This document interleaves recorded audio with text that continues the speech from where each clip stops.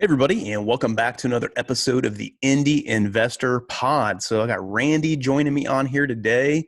My name is Brian, and really what we're going to do a little bit of a mailbag episode. Every now and then we like to do these just because we get asked questions, and I always like to just kind of keep a list of like, hey, what are all the questions that we're getting asked repeatedly? What are the things that a lot of people are asking about? A lot of people, that they don't know, or they just want to know a little bit more about. Just every now and then, every 6 to 9 months or whatever, we just kind of do these episodes on here to kind of just touch these questions, go over them a little bit, and hopefully be able to provide you some insights. Of course, with everything that we do, though, do not hesitate to reach out if you have a question or need some more insights, or oh man, I never thought about that. Can you talk a little bit deeper on that or anything like that? We, more than happy to help out. That's what we're here for. That's the whole reason that we do the Indy Investor Pod, is just to be a resource. We're not going to be on here. We're not going to be selling anything. We're not going to be, pushing, there's of course, buy as many houses from us as you want. We'll say that, we'll put that out there, but it's not to really push our brand or do anything like that. It's really just to, talk about, Indy real estate investing and to be a resource. We've made a lot of mistakes along the way over the last few years that we've been doing this. And we'll continue to make mistakes, and hopefully you guys can learn from our mistakes. And we're also going to do a lot of things really, really well, and figure some things out. And that's what we want to do this for. And just, like I said, just really be a resource to help you out in any way. That's the whole reason behind why we have guests that we have on here, why we hit certain topics, is just because there's things that we feel like people need to see here in Indy and hear here in Indy. So that's what we want to do here. So Randy, thanks a lot, man. How's everything going? Things are going great. So happy to be back on to another mailbag episode. So, it's like you said, there's always questions that were always being asked, and just along kind of like what you were saying, I've said this maybe, 50 times on here already, but like, just like the feedback we get from the pod, like goes a long way. Like we encourage anyone to say, hey, you should do this, or can you do another episode on this topic, because they just need to get more information. So it's always open. We're always open to suggestions, and if it's not just a question, but if it's a topic that you want us to cover, we'll do our best to cover it, right? Yeah, But we'll do our best to cover it. And if we can, that's when we bring on a guest. that's Like, when we bring on a this guest. person's better to talk about this. So Yeah. awesome. So I'll just start us off here. So one of the questions that we always get around this time of year, especially as we're recording this, yesterday was like the first snow of the year already, which I didn't know this. So my grandma told me this yesterday, that it was the 14th of the month that it was the first snow. So that means there's going to be 14 snows throughout the year. Stop. I didn't know that. Is So that I've never heard that true? before. So, but my Okay. grandma said it, so it's got to be true. So, Yeah. Well, I'm um, excited to see that theory. yeah. So now I got my countdown down. All right, when's the next snow? Let's knock these 14 out of the way. So, Yeah. but anyway, one of the questions we always get is like, do things slow down in Indy when it comes to real estate investing and real estate in general in Indianapolis during the winter? So is there a slowdown and things like that? And honestly, it's Depends kind on of who you're always like, asking. yeah, it depends on who you're asking, depends on what you're doing and things. Um, last year, I would say for us, December was, I think, our third best month of the year last year. There were a lot of things moving, a lot of things, being sold and things like that. January and February is always kind of like we'll see what happens. So I know coming out of last year, our January was really, really good and things. So Yeah. it kind of depends on what's going on. What I have seen is a big uptick in December over the last couple of years. Because I think people are they're really trying to utilize the tax advantages that are coming in. So in my personal opinion, I think December is going to be a pretty big month for a lot of just real estate in general, a lot of real estate investors trying to get that last, one or two sales in to be able to, take advantage of, okay, I need this much, I need to write off this much on taxes, or I need to, Yeah. expense this, or I need to do this, or, hey, I need to do a new cost seg, all those things. So I really see kind of December being a pretty, competitive month for people that are out there purchasing houses and looking to add to their portfolio and stuff of getting in those last couple things before the year's out. And then moving into January and February, I think it kind of, with the way that the market's been, is that it's been it continues to be a hot market here in Indianapolis and, Yeah. nationwide and things, but I really don't see a slowdown coming anytime soon. When it gets cold, yeah, there's a little bit of like, sometimes people don't want to go out and look at houses sometimes and things, Yeah. but, for the most part, I know last year was a kind of a mild winter. So we had a lot of activity in the winter time and stuff like that. So as Yeah. far as the market itself, the real estate market, and Randy, you can speak on this too, is like, you see do see a little bit of a slowdown, and then there's always a huge uptick in like the second quarter. Second quarter tends to be the biggest quarter in Indiana and Indianapolis when it comes to the real estate side, kind of bleeding over into the third quarter. Fourth quarter, you might see a little bit of a slowdown, but like I said, the way kind of just because it's getting cold doesn't really necessarily mean the market's getting cold or anything. So it still continues to be hot. But Right. Randy, what's your insights of kind of, when you're talking to investors and looking at from the buyer standpoint and working with a lot of buyers, but also on the retail side, since you kind of, you've worked on that and on that side of the realm too. So what do you see for Indianapolis in the wintertime, man? Yeah, just like I said earlier, like depends on who you're asking if for the answer to this question, because if you're going to the retail agents, yeah, typically this time of year, especially like as we near Thanksgiving, it's the holiday season, and a lot of people will either take their home off the market or they're going to wait to put it back on the market in March. Um, with it being such like a hot market for the past couple of years, like relative to the previous years, it's been better, but overall we do see a decline in activity for new listings, pendings, things like that. However, though, on the investment side, like you already mentioned, the people coming in and wanting to pick up more properties before the end of the year for tax reasons. Like I'm already starting to get those text messages like, "Hey, Randy, like I've got X amount of money I need to spend before the end of the year." I'm like, "All right." So yeah, so I feel like a last push wave of business in December coming. So, like I said, for the investor side of things, kind of do tick up because people have priorities, what they need to do to hit their financial goals.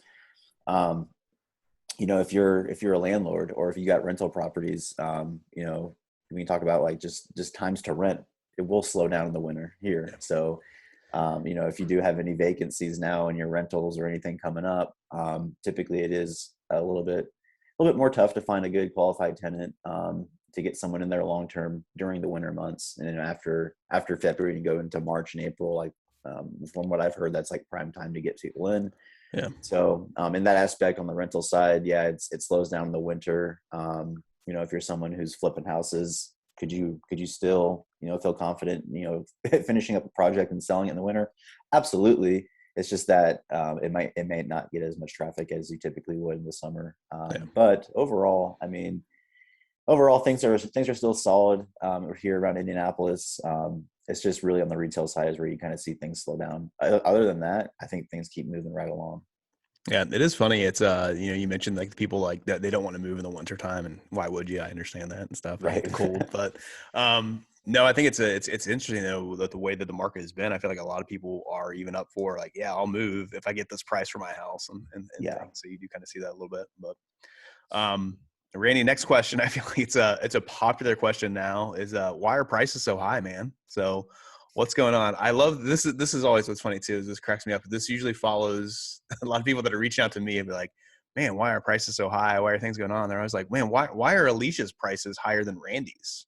Or why are Amy's prices so high right now? Or Brett just came on to the manship team. Why are his prices so like? No, it's the way that the market is. Like We're just Alicia's going with not the pricing market. things higher than Randy because like we all talk about the prices and Randy's still Yeah. involved in that and things. It's kind of funny. It's just it's we don't determine that. Our buyers determine that. I mean, It's the that's what's market. going Yeah, by. the market determines kind of Yep. like where we're driving our prices. And I don't want to cut you off, but No, like go ahead. that's just like that is just the facts of it, right? So it took us a while to kind of get comfortable with kind of paying more for houses than we typically would, but either in the wholesale world, investor world, retail world, everyone around has already like started adjusting to like the new prices that has been Yep. going on around town. So we did that, and things are still moving right along, same pace as they were when prices were lower. But a lot of factors go into why the actual prices have gone up. Either there's more institutional buyers in town. Zillow's made headlines, right? Everyone knows kind of like what Yep. they went through. So those companies like that, like really driving the prices up on the retail stuff, and which caused everyone to like, if they wanted to sell their house, they're asking for a lot of, way too much. And um, I think we're going to see we're seeing a little bit more flattened out now, which is fine, but Yeah, we're just going with the market. The market's telling us where we need to be. So it's telling us how it's going to run our numbers. And so far, like we haven't missed a beat on it. Like we're still moving things right along. But it is a little bit of a sticker shock, I guess, if you just compare how prices were now versus a year ago. Yeah, 100%. So, yeah, it's always funny when people are asking about that. I'm like, I can't control that. So it's just, it's the market and stuff. So no, great Yeah, answer. So, yeah. um, another question, we get a lot of questions on just like, as people are starting to build their team and starting to treat their real estate investing like a business and not just like, oh, I'm going to pick up a rental here or there. I'm going to flip a house here and there. Starting to treat up like a business. And one of the questions we get all the time is, what would be your first hire when you bring onto your team as you're growing a real estate team? And there's a lot of layers in here when it comes to like who that first hire is. Realistically, I kind of always revert back to it depends on you. It depends on the person.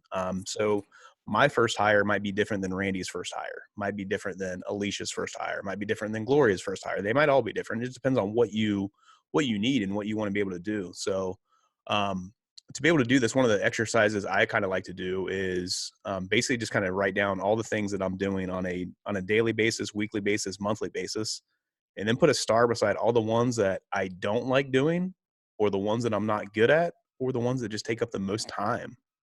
And then that's what you need to hire over. That's what you need to hire Yeah. for, is to be able to handle those tasks, those things that you're doing that maybe you don't, maybe they take up way too much of your time, you don't like doing, or you're just not good at. Those are the things that you really need to pick up. And it just depends on the person.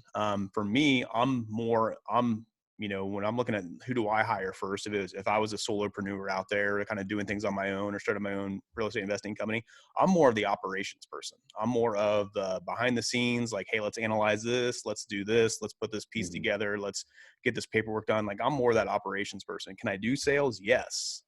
But I would much rather do kind of some of the operation stuff and just build relationships, things like that. So my first hire is going to be someone around sales. I want somebody that's going out there and finding deals for me. And, I'll analyze the deals and tell you what price, but I don't want to go out there. I don't want to go out there and walk homes every day. That's not me. That's not Yeah. what I like to do. So that's who I'm going to hire first and things. So where Yeah. Randy, he is more of a sales guy. He likes to talk to people. He likes to negotiate. He likes to do stuff like that.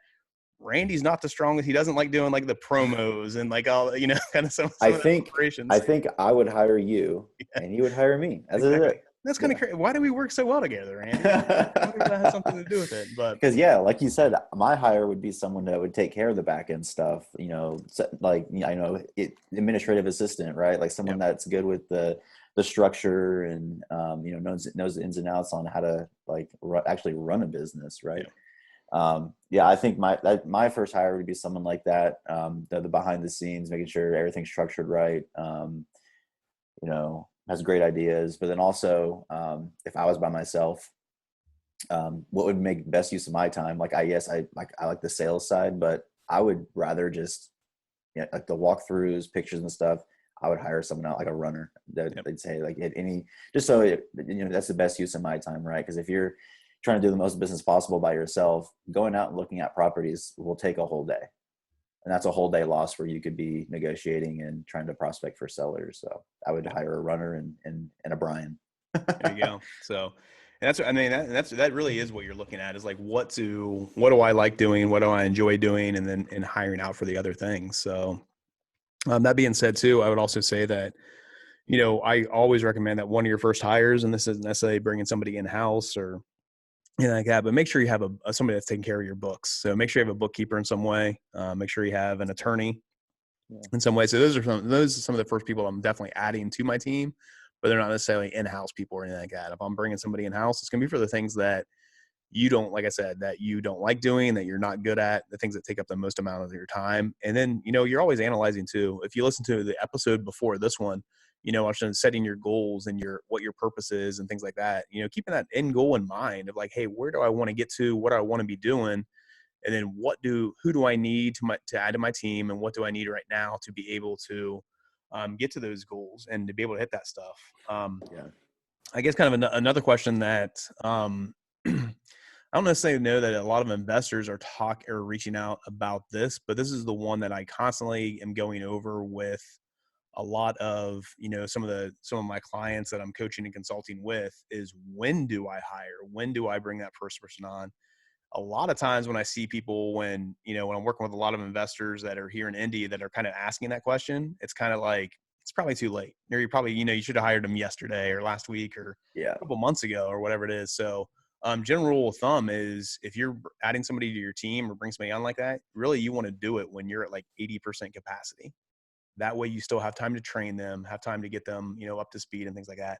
If you're at 100% capacity or 110% capacity, like I know we all get to, generally it's going to be a little bit too late to bring that person on. I'm not saying you shouldn't you should definitely bring on that person and stuff like that, but like you have to also factor in, like, do I have enough time to hire them and bring them on in the right, Right. the right way and things. So always something to consider there. I always like to hire when, or bring somebody onto the team when I'm about 80% or we're 80% of where we need to be. That way we have time to bring them in and get them trained up and onboard them correctly and stuff. So, Brian, do you ever, so when you're talking to like your clients or anyone else that you've had this conversation with, do you ever see like a trend on people who think they need to hire like a certain role, but they really don't need that? Like they just assume like, hey, my first hire needs to be an acquisitions agent or something yeah. like that. Like, do you see like a common theme on like an overrated first hire, I guess? Yeah, I think it's always that, and it's not necessarily one certain hire, but usually if a couple different things here. Usually that one hire that they are bringing on that they didn't really know they needed or anything like that. It's usually because, like, oh, well, my buddy Randy's hired this person and it really changed their business. And it could be like, well, maybe you didn't really need that Sure. person, Sure. kind of thing. So they're usually going off of what somebody needs. The hire that I see, if you want to like actually grow a business, the hire that I see a lot of people are always afraid to pull the trigger on, or they are late to hire on, is, especially if you're a solopreneur, basically that kind of like integrator type person. So that person that kind of, and usually that integrator revolves into one of two things: either someone that can run your sales team or someone that can run your operations. But it all Gotcha. depends on who that solopreneur is and stuff. So Yeah. yeah, that's typically what I see of like, well, you're ready for this person. Like, you were ready for this person 3 months ago. Mhm. Kind of bringing that person on and stuff. So Yeah, I'd I say kind of on figured. those. Yeah. I was just gonna say I figured most people like were just like, hey, I just need another me, right? And I'm like, I don't know if you like two of you No. is just kind of like just gonna make things worse, right? Yeah. Because you're still gonna have the gaps You're missing. going to be doing the same stuff Yeah, you're going to be doing just the same stuff, the same things. You're going to have the same interests. You're going to get along. Like, that's yeah, awesome. You're going to get yeah, along, you're gonna be but friends, but yeah. you're gonna have double the mess on the stuff that's not getting touched. So Yeah, I I mean was that's a really good point. Of a lot, I see a lot of people are kind of, do that of like, oh, I want to bring on another, you want to bring on a person just like me. Well, yeah, that's awesome, and you're going to get along, and you're going to do some deals, but you also need, it's you gonna be bring on messy. somebody that's a little bit of the opposite of you to handle that stuff that, like I said, that you don't like doing, that you're not good at, and things like that. So, Yeah. another question that kind of goes along with this too is like, if I do bring somebody on, or how do I train them, or how do I do that? That's one of the things that I make sure I always know that before I am going into that interview process or before I bring somebody on. For me, I know a big thing right now, the time is very essential for me. Like, it's hard to come by. Like, I have a lot of things on my plate. I'm doing a lot of things. So if I'm bringing somebody on that I have to train, time is going to be tricky. So I Yeah. need to hire somebody that can learn from videos. I can make a video, they can watch it, they can ask questions on it and learn from there.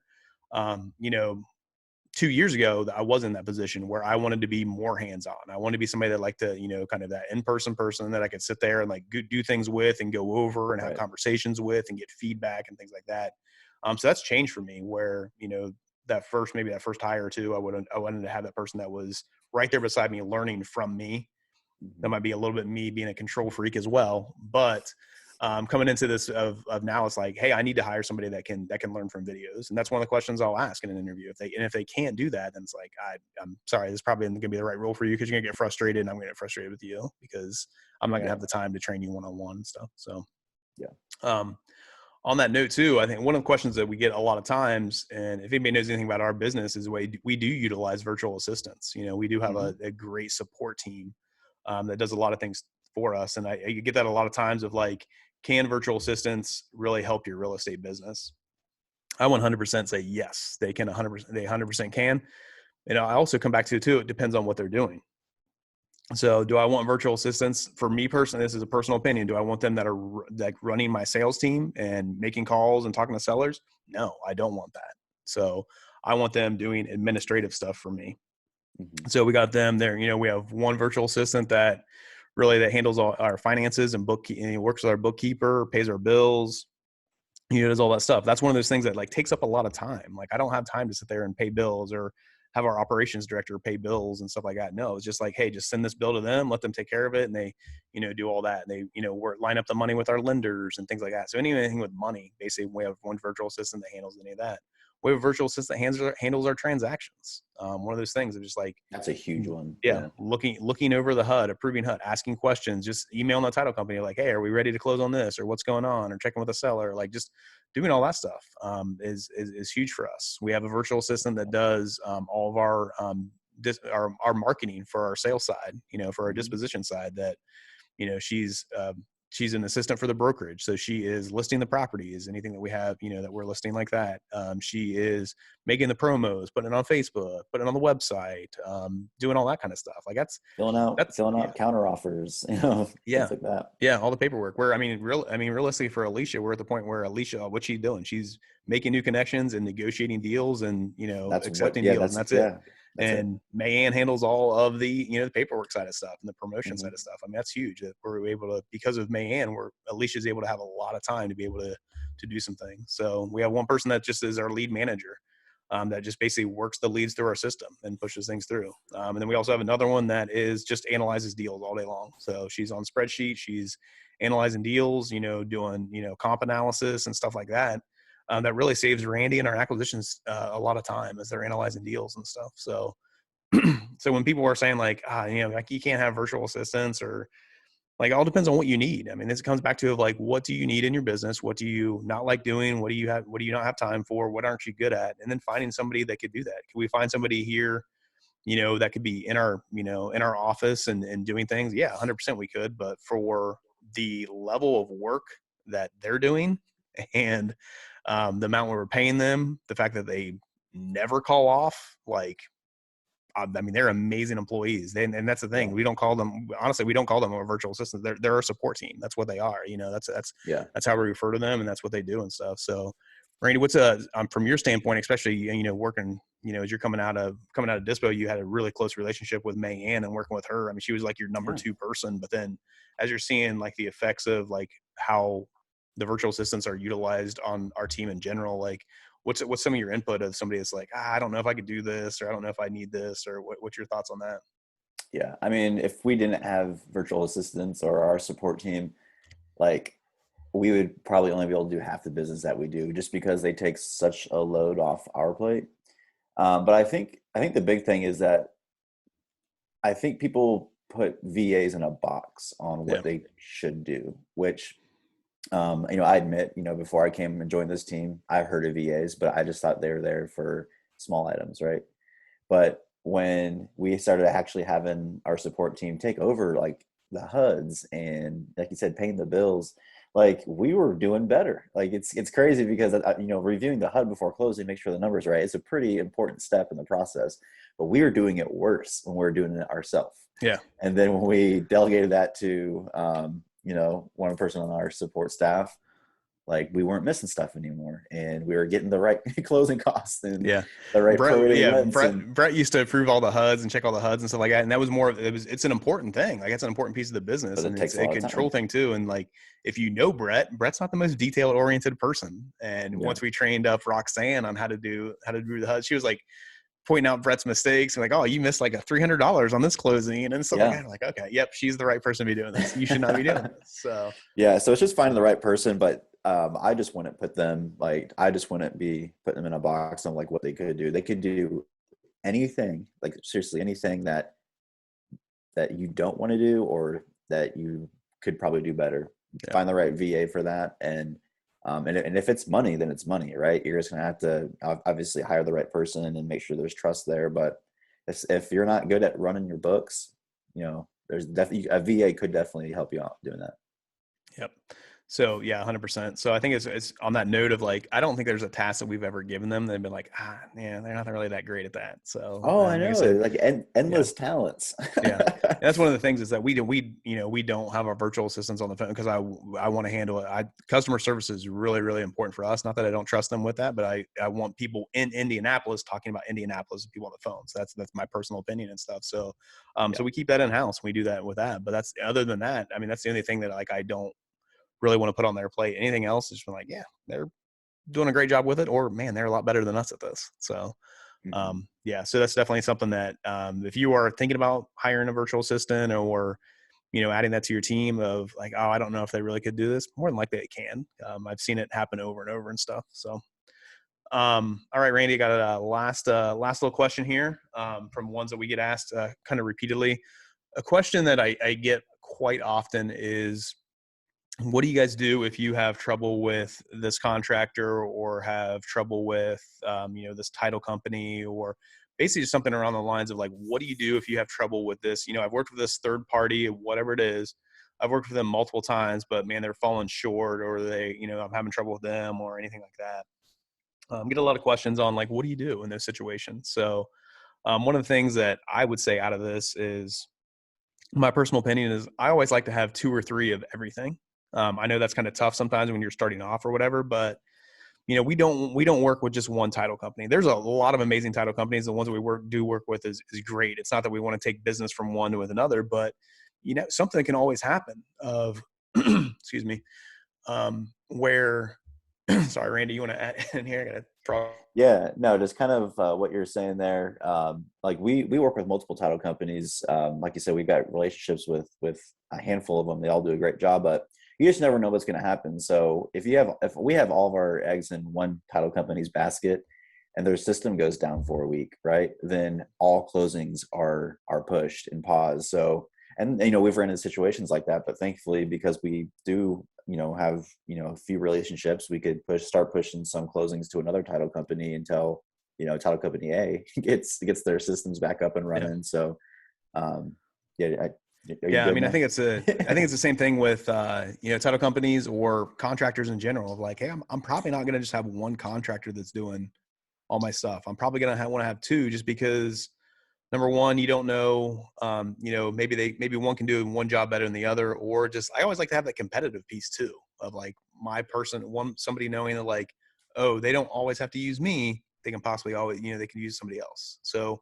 we have two cleaning companies that we work, or two cleaning crews that we work with all the time. And, it's for that reason of like, okay, if you can't do it, I can always give it to somebody else. Or if you don't get it done in this time, I can give it to somebody else. So there's always that option too, or if something falls off, we don't have to skip a beat.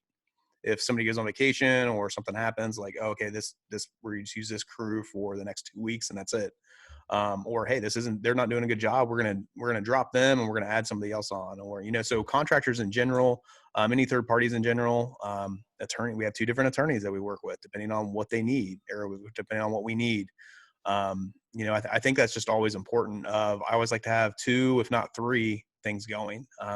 We are dealing with a lot of properties, and sometimes we do need multiple people to handle certain things. But um, I love building relationships. I like working with certain people and things, but it's always kind of been my thought of like, hey, I'm never going to have just the one person to go to for this.